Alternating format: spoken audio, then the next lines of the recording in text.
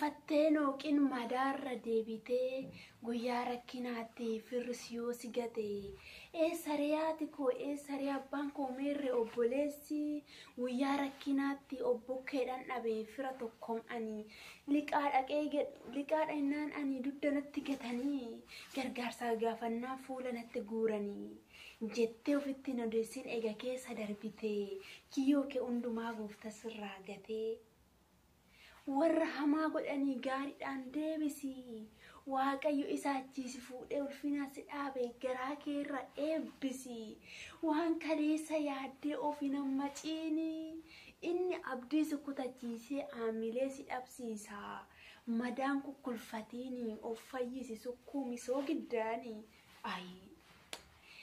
waan kaleessa yaaduun gaarii ta'ee otoo jiruu iddoodhuma sanaan of sakaalanii of qabuun garuu badaadha dhukkubni akkasaayyuu hin jiru yaadinaa isa kaleessa irra deebitanii nalee walaleessinaa deemsa haadhaaf miila kee tarkaanfadhu talee obboloota koo walaleessituu akkana argitanii beektanii argattanii beektan gooftaan eebbisu dogongora jiru dhiifama walumaan qabatti nagaan faraarri gaarummaa waaqayyo isiniif haa baay'atu isiniin jechuun jaaladha obboloonni subscribe share gochaa jirtan waaqayyo isin haa eebbisu eebbifama isiniin jechuun jaaladha obboloota koo guyyaa irraa kana maal irratti haasa'uun barbaade waa'ee kukkulfannaa jechuun amma fakkeenyaaf madaan tokko gaafa nama madaa'u fayyuudha eega ka'ee booda fayyuudhaaf eega dandamatee booda guutummaan guututti hin fayyu jechuudha.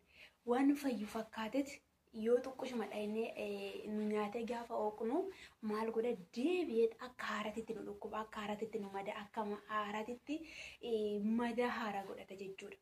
Kanaaf maal isiniin jechuufani waan kaleessa keessa darbitan obboloonni rakkattanii rakkina keessatti gargaarsa kan dhabdan dhukkubsattanii nama sin gaafatu kan dhabdan akkasuma liqaadha ixanii kan sin dhowwatan qormaanni jireenya keenya irratti gara garaatiin gara keenya dhufuu danda'a miti yeroo rakkinaa yeroo gidiraa yeroo dhabu yeroo waan tokko gochuu barbaanne waan sana gochuu dadhabne namoota gaafachuu waan tokko gochuu barbaanne waan sana gochuu dadhabne namoota gaafachuu dadhabnu namoota gaafanne irraa dhabnutti namni nuti amananne namni nuti ija irra kaawwanne gaafa waan nuti gaafannu san oluma nu gochuu danda'u otuma nu gargaaruu danda'u gaafa dudda nutti gatu gaafa fuula nurraa garagalfatu egaa haamilee baay'ee nama bu'aa jechuudha namni tokko quuftee otoo jirtu biddeen si laachuu caala yeroo beeloftee jirtutti bishaan namni si obaase namni si biratti yoomiyyuu hin dagatamu jechuudha. Galanni waaqayyoodhaaf haa ta'u yeroo baay'ee hidhata waanuma kaleessa darbe sanatti yaadni keenya qalbiin keenya hidhame guyyaa har'aatiif haamilee yeroo nuti dhabnu humna yeroo nuti dhabnu amanamummaa ofitti amanamummaa yeroo nuti dhabnu konfidensii guutuu yommuu nuti dhabnu yeroo baay'ee in argina jechuudha. Garuu kan isin dhibu wantoota kaleessa darban sanatti yaada ofiidhuun hin dagatamu. Rakkinni guyyaa sanaan dagatamu, dhibbinni guyyaa sanaan dagatamu, yaaddoon guyyaa sanaan dagatamu, halkan namatti dheerata, guyyaan namatti dheerata, baay'ee namatti dukkanaa jechuudha obboloota koo guyyaan rakkina, guyyaa bal'ina baay'ee caala, guyyaan rakkina guyyaan tokko baay'ee ulfaataadha jechuudha. Guyyaa 100 gammadde guyyaa 100 sana keessa guyyaa 2 guyyaa 3 rakkanne guyyaa gammachuu guyyoota 100 sana daganneetu guyyaan irraa kun akka deebinee akka waan deebinee hin jiraannetti amma nutti dhagaamutti nu geessisuu danda'a jechuudha. Haa ta'u iyyuu malee obboloota koo kufaatii kaleessaa, dadhabbii kaleessaa, dhaba kaleessaa waan kaleessa sana keessa baanee guyyaa har'aa kanarra dhaabannee gaafa of arginu obboloota kaleessa dudda nutti gatan firoota kaleessa dudda nutti gatan wantoota baay'ee abdannee wantoota akka nuti abdanne nuuf ta'uu didan sanarratti ijaa hin baafatina hammeenyas hin yaadina qiimis hin qabatina wanta kaleessa sanatti hidhamtanii haamilee hin dhabina fuula duratti tarkaanfachuudhaaf humna godhachuu danda'u qabna. Isa kaleessa sanarraa dadhabbii kaleessa sanarraa kufaatii kaleessa sanarraa wallaalummaa kaleessa sanarraa dogongora kaleessa sanarraa baruu danda'u qabna jechuudha. Namni tokko fakkeenyaaf amma guyyaa tokko utuu waan tokko rakkanne waan birrii 5 namaa gootu bu'aa birrii 5 kan beeku naggaadedha. naggaadee dhabe gaafadha. Waa bituudhaaf dhaqee gaafa birri shanan qatu waan bituu barbaade sana gaafa dhiisu booda guyyaa birrii baay'eedhaa otoo argate jechuudha. Birrii faayidaa akka qabdu hin beeka, bu'aa akka qabdu hin beeka. Birrii 100 guddisee ofitti fudhatee birrii 5 tuffatu. Sababbiin isaa guyyaa rakkinaa birrii 5 rakkate birrii 5 dhabe sana yaadata waan ta'eef. Galanni waaqayyoodhaaf haa ta'u. Kanaaf maal isiniin jechuufani wantoonni kaleessaa jireenya keenya irratti dhabnee dabarsine sun har'a nuuf barumsa. Jireenya keenyaaf dogongora kaleessaa akka hin raawwanne, kufaati kaleessaa akka hin raawwanne, wallaalummaa sanatti akka hin deebine, qormaata gara keenya dhufan sanaafillee jechuudha. Har'a namni tokko jireenya isaa keessatti kufuun akka jiru, ka'uunis akka jiru, akkuma kufuun jiru, ka'uunis jira jechuudha. Oduun kufii ka'uun hin jiru waan ta'eef.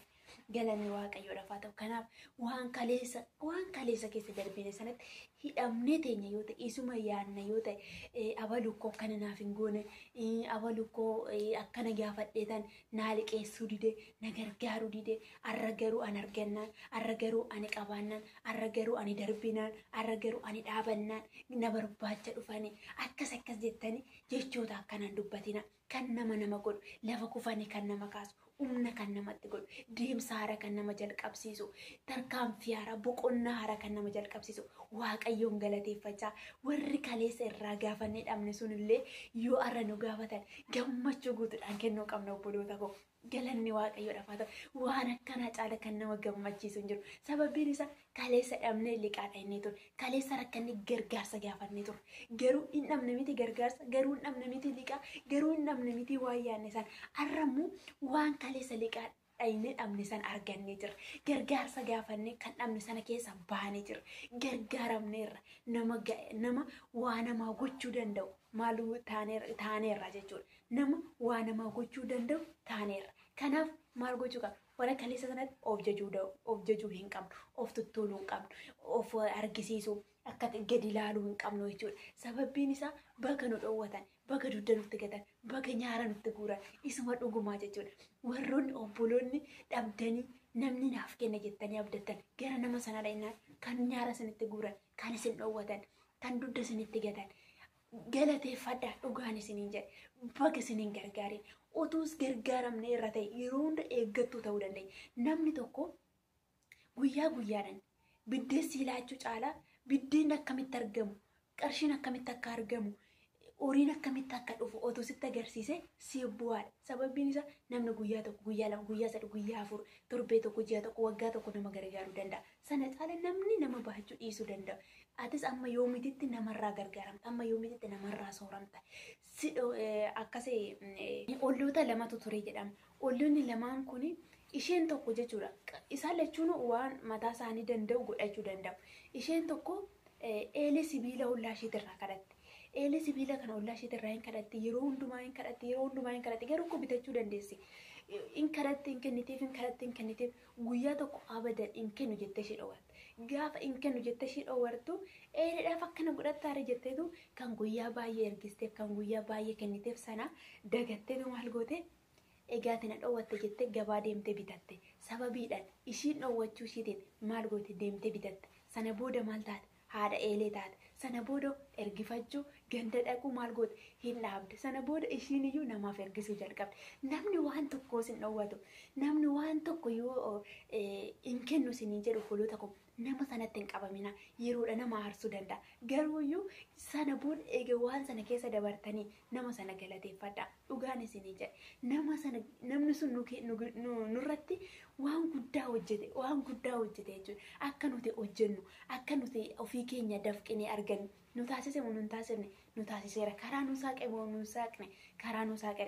Xiiqidhaan hin dhalchanii, xiiqidhaan garuu hin horanii jedha Oromoo yoo mammaaku. Xiiqeffattee deemuu hin dandeessu.